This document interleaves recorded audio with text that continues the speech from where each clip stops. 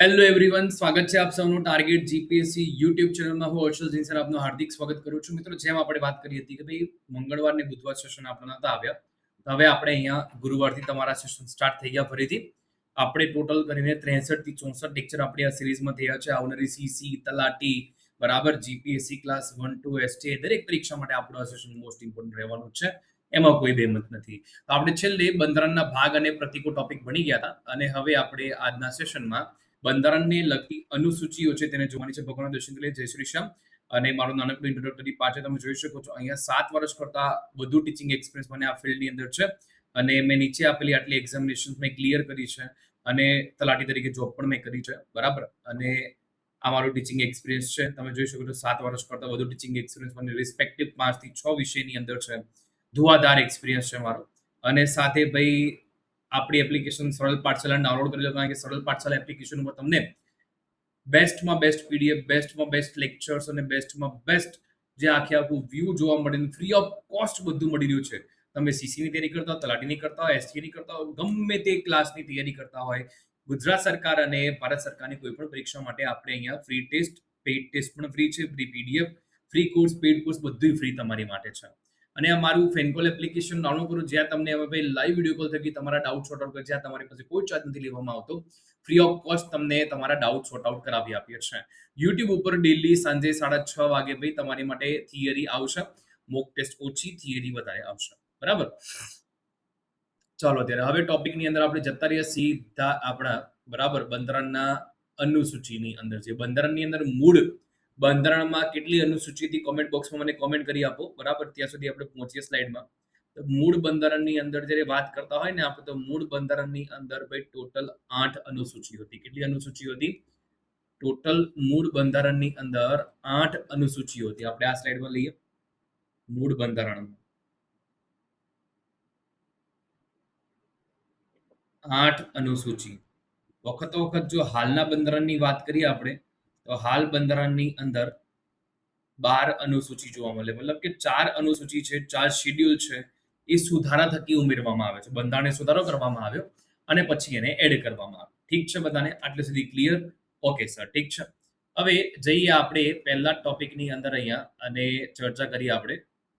તો અનુસૂચિમાં પહેલી અનુસૂચિ કઈ છે? તો ભાઈ અનુસૂચિ 1, સંઘ અને તેના પ્રદેશની યાદી. ગુજરાત પહેલી અનુસૂચિમાં ચોથું રાજ્ય છે, એવું આપણને ખ્યાલ હોવું જોઈએ, બરાબર. પહેલી અનુસૂચિ શું કહે છે? સંઘ અને તેના પ્રદેશની યાદી છે.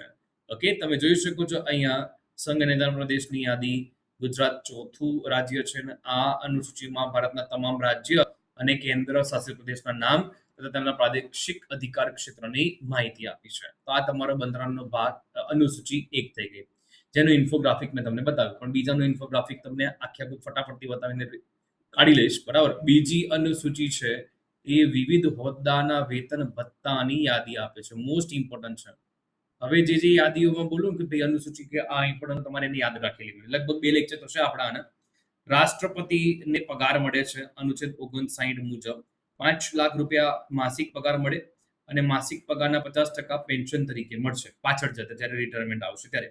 મતલબ 2.5 લાખ રૂપિયા પર મંથની પેન્શન રાષ્ટ્રપતિજીને મળતી હોય છે. રાજ્યપાલની જો વાત કરવામાં આવે તો 3.5 લાખ રૂપિયા પગાર રાજ્યની સંચિત નિધિમાંથી આવે પગાર.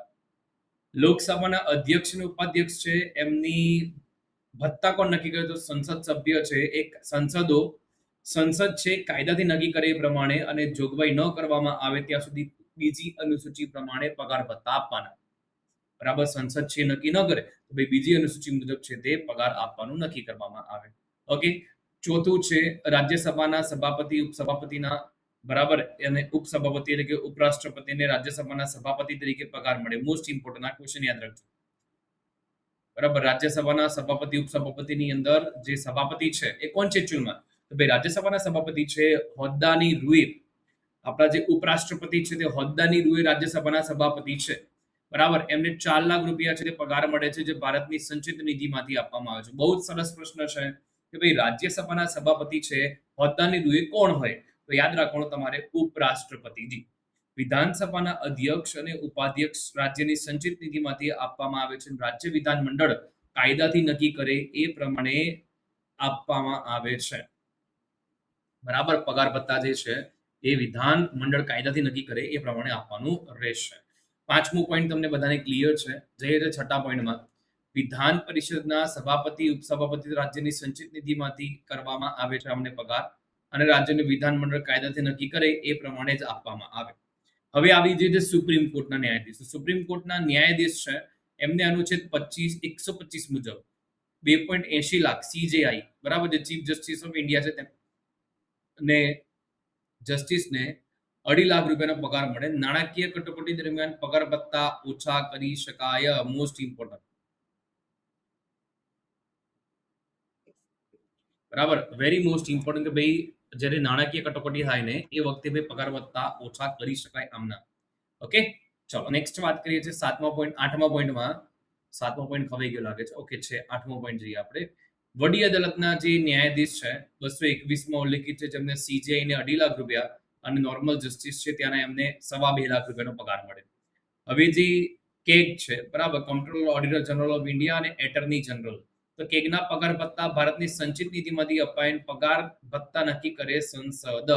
વફાદાર પ્રેસિડેન્ટને સુપ્રીમ કોર્ટના ન્યાયાધીશ સમાન 2.5 લાખ રૂપિયાનો પગાર મળતો હોય છે, અને એજી માટે બંધારણીયમાં પગાર ભત્તા વિશે કોઈ ઉલ્લેખ નથી. એજી મતલબ attorney general, advocate general, sorry, આ એડવોકેટ જનરલ ઉપરવાળા એટર્ની જનરલ. તો ભાઈ એડવોકેટ જનરલ માટે પગાર ભત્તા છે એ કોઈ ઉલ્લેખ નથી, પણ રાજ્યપાલ દ્વારા નક્કી કરેલ મહેનતાણું છે તે આપવામાં આવતું હોય છે. રાજ્યપાલ જે છે એ નક્કી કરેલ એવું મહેનતાણું છે તે આપવામાં આવે છે. કોને ભાઈ? એડવોકેટ જનરલને. ચલો આટલી સુધી બધાને ક્લિયર? આઈ હોપ તમને બધાને ક્લિયર હશે. થોડુંક આપણે આગળ વધી આની અંદર. 3 નંબરનો અનુસૂચિ મોસ્ટ ઇમ્પોર્ટન્ટ છે ભાઈ. અનુસૂચિ 3, that is શપથ અને પ્રતિજ્ઞાના નમૂના. સંઘીય મંત્રી છે 75(4) મુજબ હોદ્દાને ગોપનીયતાના શપથ લે છે. સંસદની ચૂંટણી માટે ઉમેદવાર 84A મુજબ, સંસદ સભ્યો 99, સર્વોચ્ચ અદાલતના ન્યાયાધીશ 124(6), પછી CAG એમને 146, રાજ્યના મંત્રીઓ હોદ્દાને ગોપનીયતાના શપથ, that is 173A, રાજ્ય વિધાનમંડળ ચૂંટણી માટે ઉમેદવાર 188, પછી રાજ્ય વિધાનમંડળના સભ્ય તરીકે 188, વડી અદાલતના ન્યાયાધીશ છે એમને 219 અનુચ્છેદ પ્રમાણે આ બધા સ્ટેટઅપ કરવા પડતા હોય છે. બરાબર, રાઈટ? તો આ તમારા અનુસૂચિ 3 સુધી આપણે ચર્ચા કરી ગયા. બરાબર, ચાલો. તો ભાઈ દરેક રાજ્ય અને કેન્દ્ર શાસિત પ્રદેશ માટે રાજ્યસભાની બેઠકોની ફાળવણી કરવામાં આવે છે. Most important. અનુચ્છેદ 4, જો અનુચ્છેદ 2 અને 3 હેઠળ કોઈ કાયદો ઘડાય તો પ્રથમ અને ચોથી અનુસૂચિમાં સુધારા કરવા માટેની બેઠકની જોગવાઈ કરવામાં આવે છે. ભાઈ રાજ્યસભાની બેઠકની વહેંચણી છે એ 82 મુજબ કરવામાં આવે. ક્યાં મુજબ? 82 મુજબ. બસ, તો આપણે અત્યારે આટલે સુધી રાખીએ છીએ. અનુસૂચિ 4 થી આપણા નેક્સ્ટ ક્લાસમાં કન્ટિન્યુ કરીશું. આઈ હોપ તમને બધાને આ ટોપિક ક્લિયર હશે.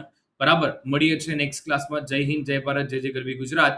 Tech care, bye. વધુમાં વધુ મિત્રો આપણા આ સિરીઝને જોવા માટે આવે એના માટે તમારે મિત્રો અથાગ પ્રયત્નો કરવા પડશે. હું તમારી સાથે કરું જ છું.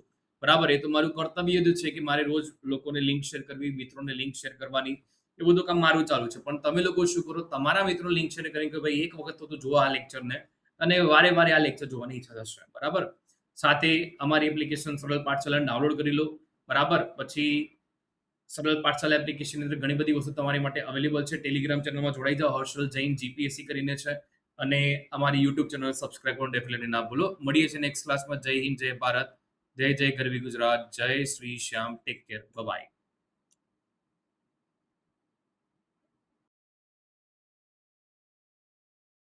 Thank you for watching this video. Subscribe, share and like.